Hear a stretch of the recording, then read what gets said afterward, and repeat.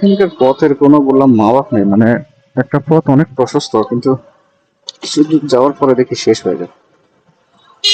এজন্য একদম বুঝে শুনে না আসলে আর মানুষজন ভালো, একজন হেল্প করে, তো হেল্প না করলে হচ্ছে বিশাল বিপদ হয়ে যাবে। কারো যদি ইচ্ছা থাকে যে অন্যদিকে ঘুরাই দিয়ে একটা ক্ষতি করবে, সেটা করা সম্ভব। আর এমনিতে হচ্ছে গুগল ম্যাপ ইদানিং কিছু ফল্ট করে।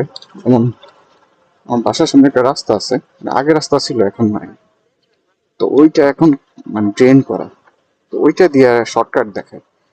তো আমি যে সকল মানে পাঠাবো বা রাইডার নিয়ে আসি, ভাইয়েরা সুন্দর করে ওই ড্রেনের রোডটা দিয়ে ঢুকতে যায়। আর আরেকটা সমস্যা যেটা, যে একটা নতুন রাস্তা হয়েছে শর্টকাট, ওই রাস্তা আর দেখে না, পুরাতন রাস্তা দেখায় যে হাফ কিলো বেশি ঘোরা লাগে।